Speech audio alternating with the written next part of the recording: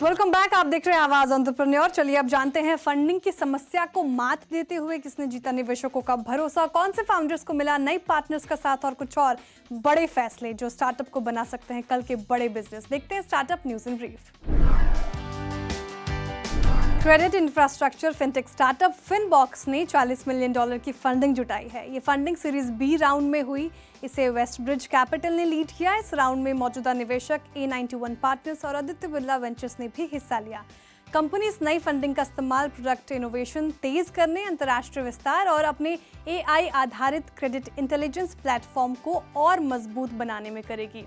फिनबॉक्स बैंकों, NBFCs और फिनटेक्स के लिए B2B क्रेडिट इंफ्रास्ट्रक्चर तैयार करती है। इसका platform digital loan origination, underwriting, fraud detection और एम्बेडेड लेंडिंग की सुविधा देता है। कंपनी का फोकस अभी sentinel, BRE, digital lending, prism और फ्रॉड इंटेलिजेंस प्रोडक्ट्स पर है। इसके अलावा ये अपने बैंक कनेक्ट, डिवाइस कनेक्ट और KYC API सूट को भी मजबूत कर रही है। अभी तक 130 से ज़्यादा बड़े क्लाइंट्स फिनबॉक्स के सॉल्यूशंस का इस्तेमाल कर रहे हैं, जिनमें HDFC bank, Kotak Mahindra bank, Aditya Birla capital, Tata capital और पूनावाला फिनकॉर्प शामिल हैं। मुंबई के हेल्थटेक यूनिकॉर्न फार्मीजी ने 1700 करोड़ की डेट फंडिंग जुटाई है। इसे 361 ने लीड किया, जिसमें एल्क्राम ventures, MVS ventures, Bennett Coleman जैसे दूसरे निवेशकों ने भी हिस्सा लिया। इस फंड का इस्तेमाल मुख्य तौर पर गोल्डमैन सैक्स के 2022 वाले 2700 करोड़ लोन को चुकाने के लिए होगा। ये फंडिंग अप्रैल 2024 के $216 मिलियन राउंड के बाद आई है, जिसमें कंपनी की वैल्यूएशन $5.6 बिलियन से घटकर सिर्फ $710 मिलियन हो गई थी। लुसीरा ज्वेलरी ने $5.5 मिलियन यानी कि लगभग 45 करोड़ की सीड फंडिंग जुटाई है। कंपनी के मुताबिक ये अब तक किसी ज्वेलरी स्टार्टअप के लिए भारत का सबसे बड़ा सीड राउंड है। इस राउंड को ब्लूम वेंचर्स और स्प्रिंग मार्केटिंग कैपिटल ने लीड किया। सीरीज 1 कैपिटल फंड और कई इंडिविजुअल इन्वेस्टर्स ने भी निवेश किया।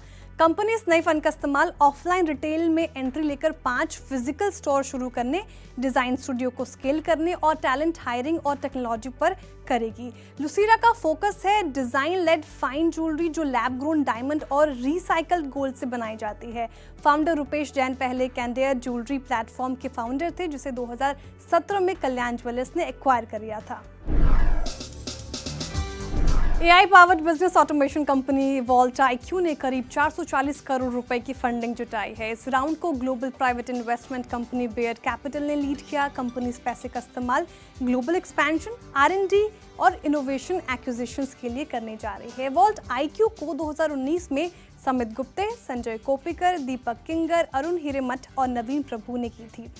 कंपनी EIQ प्लेटफॉर्म बनाती है जो अपनी एजेंटिक मेश आर्किटेक्चर और AI वर्क बेंच की मदद से कॉम्प्लिकेटेड बिजनेस प्रोसेस को ऑटोमेट करता है। इसका इस्तेमाल बैंकिंग और financial services, insurance, health care, telecom और मैन्युफैक्चरिंग जैसे सेक्टर्स में किया जा सकता है।